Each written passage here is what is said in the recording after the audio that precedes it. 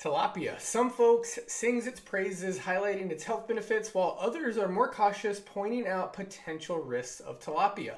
Let's dive into the middle ground to better understand this popular fish before you decide to include it in your diet. What is tilapia? Tilapia is a cost-effective white fish and one of the most common seafood options around. Originally from Africa and the Middle East, tilapia has now spread worldwide with farms in over 80 countries, including Asia and the Americas. It's often referred to as the aquatic chicken due to its easy breeding and mild flavor, which makes it a hit or miss depending on personal taste and health preferences. So from obscurity to popularity. Not too long ago, tilapia was relatively unknown, but it has quickly become the fourth most consumed seafood in the U.S. In 2014, Americans ate an average of 1.5 pounds each. As the global population increases, tilapia farming is expected to rise, thanks to its reputation as an affordable, sustainable food source. So here's some things to consider before eating tilapia. There are quite a few factors to weigh if you're thinking about making tilapia a regular part of your meals. Pros: affordability. It's one of the least expensive seafood options, especially if you buy in bulk. It has a very mild taste. If you're not a fan of the fishy flavors, tilapia's mild taste makes it adaptable to various recipes, ideal for family meals and even school lunches. It's pretty low in mercury. Since tilapia are mostly vegetarians, they have lower mercury levels, making them a safer choice for pregnant women and others concerned about mercury in seafood. And finally, they're pretty nutrient rich, high in protein but low in calories. Tilapia offers a great mix of B vitamins, phosphorus, potassium, and selenium, which is crucial for thyroid health. So what about the cons? The title of this is 3 risks. So it's lower in omega-3s.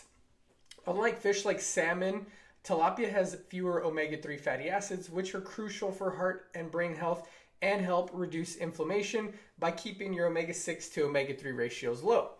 Diet concerns. Farm tilapia often fed with corn and soy, which isn't ideal for our health or ours. I always tell my clients and my viewers and my readers that you are what you eat. So similar to cows fed conventionally fed stuff, unlike the grass-fed variety, are unhealthier than grass-fed. So same with farm fish is less ideal than wild-caught fish. The omega-6 ratio. The high omega-6 content will lead to inflammation, and it poses risks for people with pre-existing conditions involving heart, and also any obesity or insulin resistance, diabetes. You should definitely keep your omega-6 and omega-9 intake as low as possible. So choosing your tilapia. If you choose to eat it, quality varies greatly among these options of frozen, fresh, and live. Frozen tilapia, often imported from Asia, may be less expensive, but I would be concerned with farming practices and environmental impact of this. Fresh tilapia from the Americas tends to be higher quality and more environmentally friendly. Live tilapia gives you the chance to assess the fish's health before buying and cooking. Source definitely matters. Most tilapia in the U.S. is imported, and the farming practices in different regions can vary significantly. It's crucial to consider the environmental impact of these practices as well, if that's something that you care about. So how do you get high quality tilapia? So there's no standard definition for organic seafood. It falls on you to make informed decisions about the tilapia you buy. Check labels, ask questions, and look for third-party certifications to ensure you're getting the best quality. So ask yourself, should you eat tilapia? Eating tilapia in moderation is generally safe. It's a good source of lean protein and other nutrients. However, if you're looking for higher omega-3 content, you might want to opt for a fattier fish like salmon or mackerel. If tilapia is your go-to because it's the only seafood you enjoy, consider supplementing with high-quality fish oil.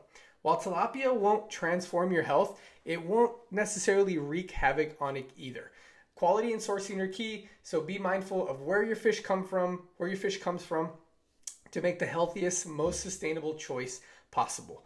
I appreciate you watching. I hope you learned something today about tilapia, and I'm really glad that you're educating yourself through different sources to try to make the best decision for you. Hit the like button, subscribe if you are new.